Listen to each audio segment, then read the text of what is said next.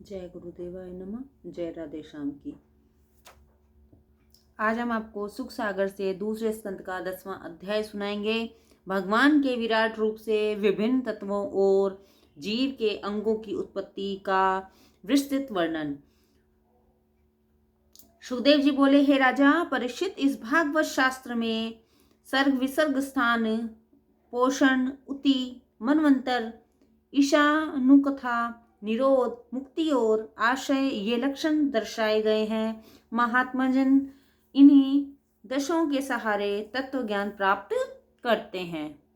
इसमें 9 लक्षणों के द्वारा श्रुति, प्रतिपाद और स्तुति आदि विषयों का उल्लेख किया गया है तथा इन दशों के पृथक पृथक भेद भी हैं। जैसे गुणों की विषमता से, परमेश्वर के प्रकाश से, आकाशादिक महाभूत, शब्दादिक मात्रा, इंद्रिय महतत्व तथा अहंकार का जन्म सर्ग है और विराट के प्रकाश से जो चराचर की सृष्टि उत्पन्न हुई है उसे विसर्ग कहा जाता है तथा प्राणीजन जिस जिस मर्यादा का पालन करते हैं उसे उत्कर्ष और स्थिति कहते हैं। फिर जिसमें भक्तों पर कृपा द्वारा उनका पोषण होता है वह पोषण है 5वां उति।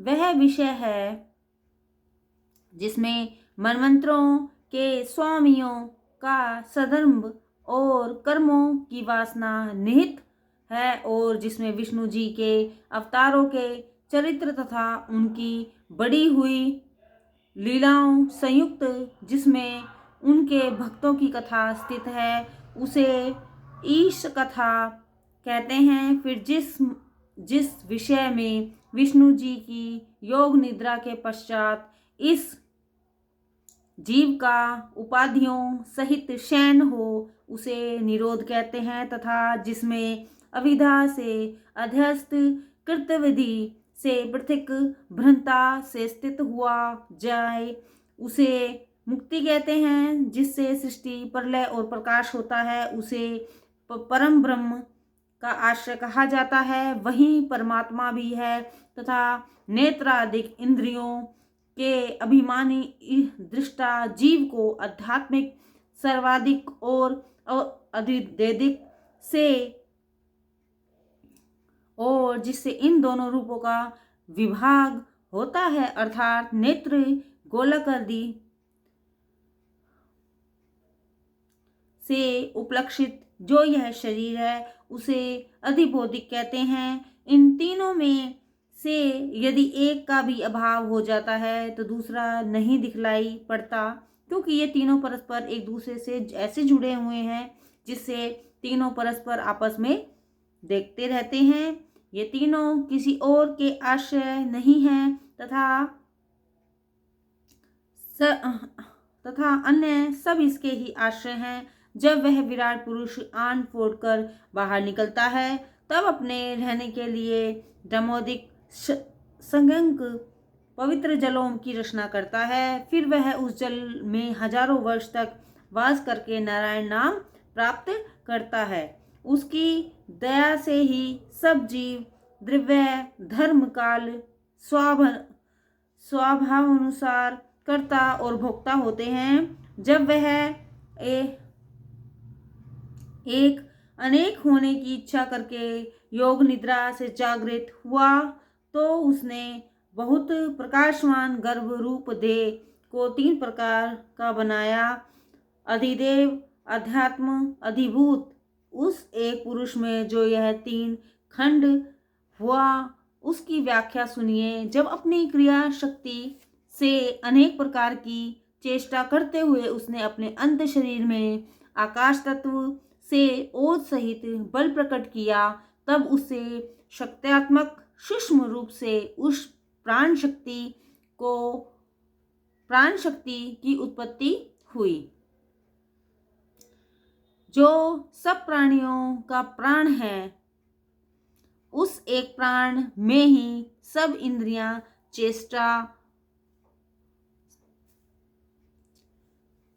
चेष्टा करती हैं जब वे निषेध हो जाती हैं तब वही महाप्राण कहा जाता है। इसी प्रकार उस सर्वश्रेष्ठ विराट पुरुष के भीतर श्रद्धा तथा तृष्णा उत्पन्न हुई। जब उसने खाने पीने की इच्छा की तब मुख प्रकट हुआ। उस मुख से में तालु था जिससे जीहा इंद्रियां उत्पन्न हुई और उसमें अनेक प्रकार का रस विषय उत्पन्न हुआ। फिर उस विराट ने बोलने की इच्छा की तब उसके मुख से अग्नि देवता वाणी इंद्रिय उत्पन्न हुई जिन दोनों के अधीन बोलना हुआ। इस प्रकार वह विराट पुरुष बहुत दिनों तक जल में रहकर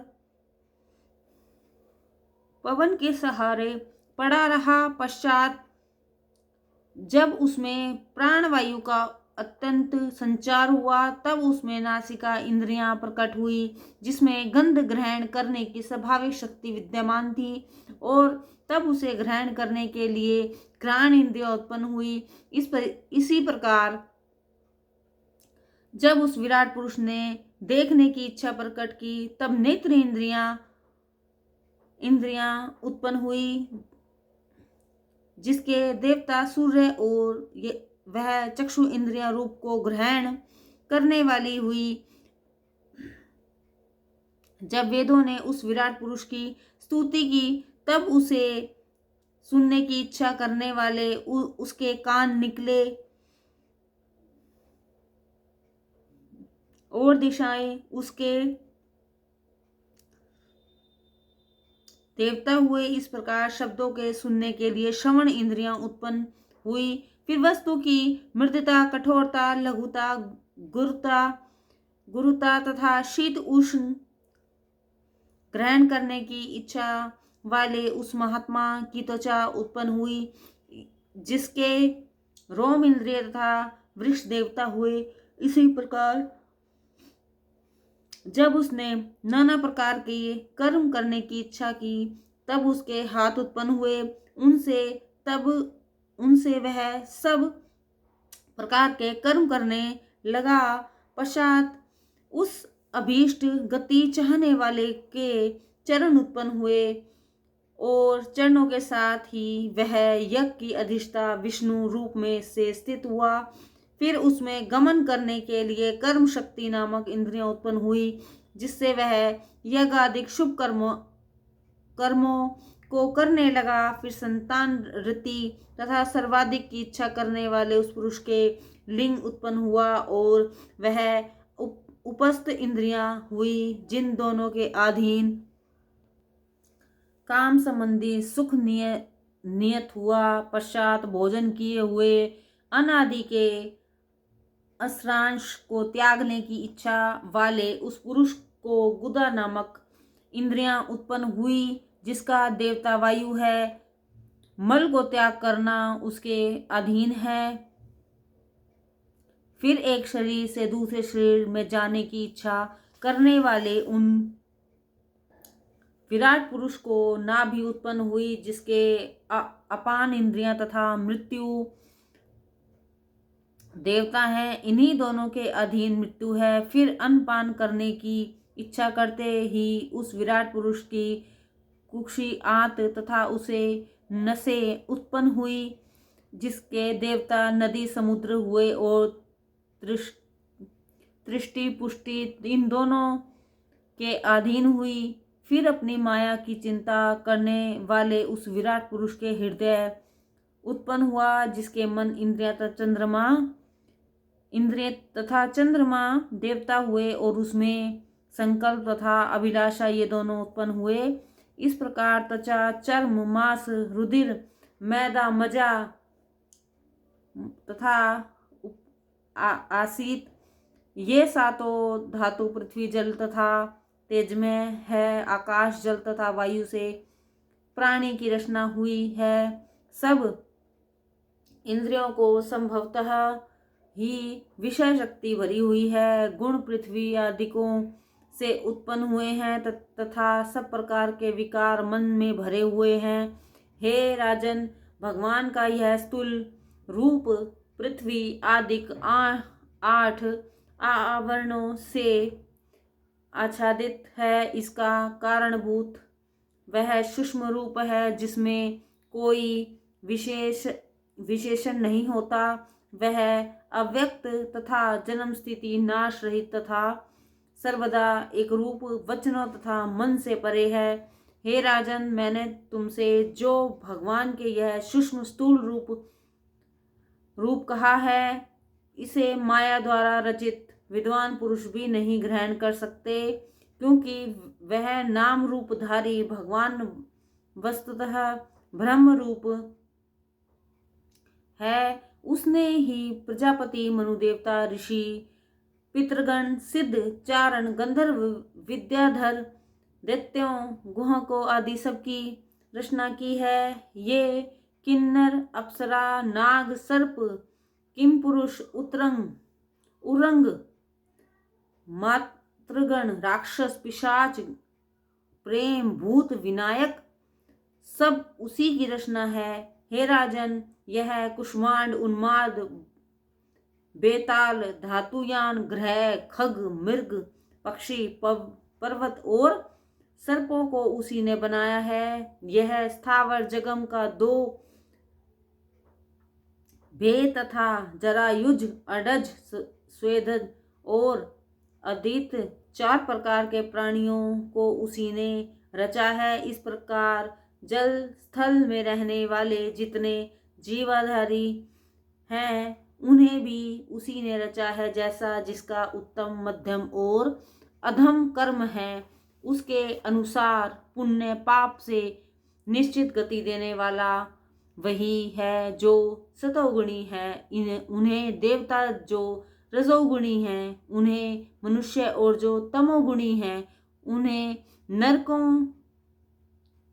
नर की गति देने वाला वही है। वही धर्म रूपधारी विश्वधारी भगवान सब पशु पक्षी मनुष्य और देव शरीर से संसार की स्थापना करता हुआ, सबका पालन का व नाश करता हुआ, इससे वे भगवान सृष्टि के कर्ता आदि स्वरूप कहे जाते हैं। विद्वान भगवान के उस रूप को नहीं जान पाते, क्योंकि वह ब्रह्म का कल्प है और बड़ा ही गुण है। उसमें प्राकृतिक तथा विकृत सृष्टि है। इसका विज्ञान अन्य महाकल्पादिकों से असाधारण है।